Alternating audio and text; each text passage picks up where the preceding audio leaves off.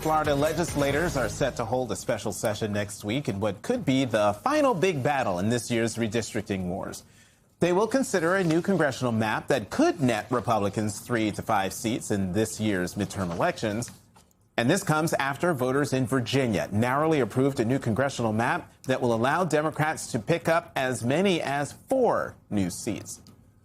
And let's not forget, it was President Trump who started this fight last year when he successfully pushed red states like Texas, Missouri, and North Carolina to redraw their congressional maps to create more Republican-friendly seats. And for months, Republicans were ecstatic about those rigged maps until the Democrats fought back, securing wins and putting MAGA's hypocrisy squarely in the spotlight. After redistricting, we think we'll net a few more seats, handful, maybe 6 to 8. We're in very good position. It's a hyper-partisan gerrymandering boondoggle. All we're doing, frankly, is trying to make the situation a little bit more fair on a national scale. Virginia, vote against the Obama-Spangenberger redistricting plan. It's a very simple redrawing. We pick up 5 seats. Everybody knows it's unjust. Joining us now is the chair of the Democratic National Committee, Ken Martin. Chairman Martin, welcome back to the weekend. You're not just chuckling because you're being introduced. You're chuckling at that montage of hypocrisy we just showed. So just your reaction to that, gee, why the flip-flopping? Well, because they're losing, and that's why you see the flip-flopping, right? And as Leader Jeffrey said the other day, he used a better word than I'm going to say, but mess around and find out, right? As Louise Lucas said down in Virginia. I said this right away. I was the first person on the ground in Houston right after Greg Abbott bent the knee to Donald Trump and started this fight. That, you know what, you wanted a showdown, we're going to give you a showdown. And sure enough, and you heard me say this in Illinois when we were standing with those brave House Texas Democrats who left and broke the quorum, that we weren't bringing a pencil to a knife fight, and the Democrats haven't. Every step of the way, we have outmaneuvered the Republicans, and now they recognize they are on the back end of Democrats actually winning everywhere in a year where we're kicking their ass, and they keep playing these games. Keep messing around and find out. You know, in Florida right now, they're trying to pick up 8 seats, right? They think they're going to pick up 3 seats down in South Florida. They're putting 8 of their own seats in jeopardy by actually thinning out in a year where we have so much positive momentum for us right now. It's what we call a dummy mander, right? They did this in Texas, too. The 5 seats that they drew in Texas, they drew under the guise that the gain they made in 2024 with the Latino vote was going to be baked in for the future. And sure enough, that swing we've seen over the last year gives us an opportunity to win at least 3 of those 5 seats. And that will be the case if they continue to mess around down in Florida. We are convinced, given the positive wins that are back right now, that we are going to win the House back. And the more that they play games like this, it puts their own seats in jeopardy. That Minnesota nice is something else. I've always said don't confuse Minnesota nice. I was shaking. Right. I was like, hold up now. Jonathan knows. Yeah, that's how he be talking with the cameras that on. One of the things I found really interesting, and not just because it was filed, that was clear that was going to happen. The map that was drawn in Virginia that was voted on by voters who said we want this, and they won. I think it was 51 to 49%. It's been stalled by a judge. It's going to be appealed. It'll go through that process.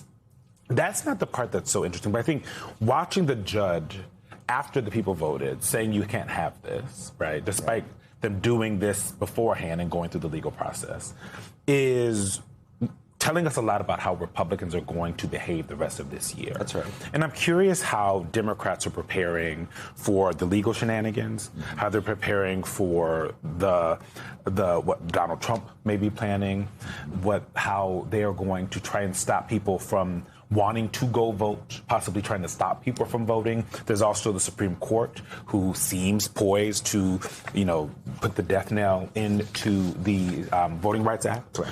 So what is the counter to all of that? Because while there's a lot of good stuff happening for Democrats, there are a lot of things that Republicans seem to be working on, whether they're in the judiciary or the White House or in Congress or advisors and folks on the ground that are going to make it actually more difficult for you guys. Yeah, I mean, look, we are seeing a desperate man a narcissist, a fascist in the White House who is so desperate to hold on to power.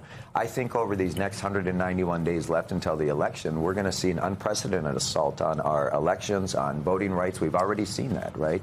He's so desperate to stay in power. I think we don't even know what's coming, right? Yeah. And so we as a party and, of course, other folks in the ecosystem have had to prepare for every contingency under the sun, including, if he sends federal agents into Democratic cities and polling places to suppress the vote. We have a unique standing in the eyes of the courts, as an example, the Democratic Party, because we represent a whole class of voters. So we've taken the lead. We tend to take the lead on pleadings in courts at the federal level, the state level, the district level, throughout the nation. We have filed over 1,000 lawsuits, the DNC, over just the course of the last year, and that shows you how unprecedented this moment is, right? There's a couple of things. While we've got a lot of wind at our back as Democrats right now, we've been winning election after election after election. What I keep reminding folks is to not ignore all that. Ignore the polls that show us up. Ignore all this, because what we're going to see over these last several months left is someone trying to hold on to power at all costs, meaning we don't even know what to expect. What we're planning for everything at this moment. And trust me, it's quite extensive. The work that's going on from groups all over this country to make sure that we have free and fair elections is quite remarkable. And if we have free and fair elections, which I believe we will, the Democrats are poised to win.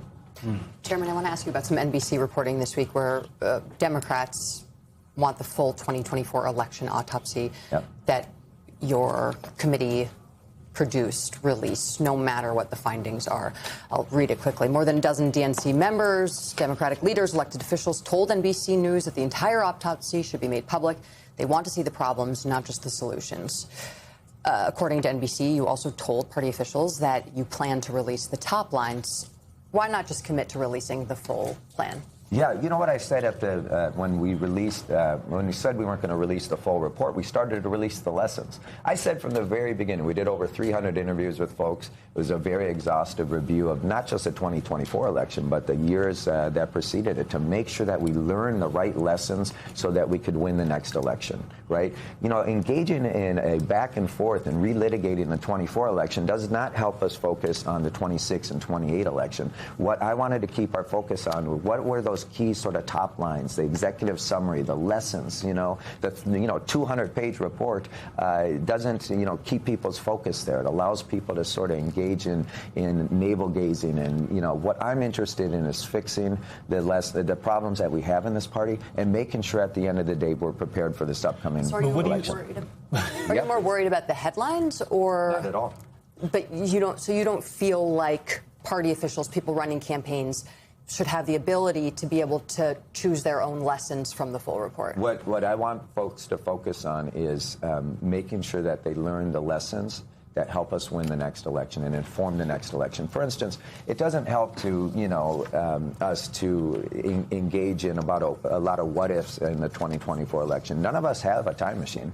I don't. You don't. We can't go back and change. No, but doesn't that help you be more introspective about moving because forward? the lessons do, right? The lessons help us actually inform the upcoming election without pointing us backwards and trying to relitigate the past, right? All that report does is allow people to point fingers, place blame, and say, well, if this person didn't run, or, this consultant didn't do this, or, and I'm not here to protect anyone, right? What I'm here to do is win elections. So what I'm squarely focused on is November 3rd of 26 and then 28. I don't want to focus on 24, but we need to learn the lessons, and that's what we're focusing on right now, is the future, not the past. DNC Chair Ken Martin, I'm sure this conversation will continue. Thank you for joining us.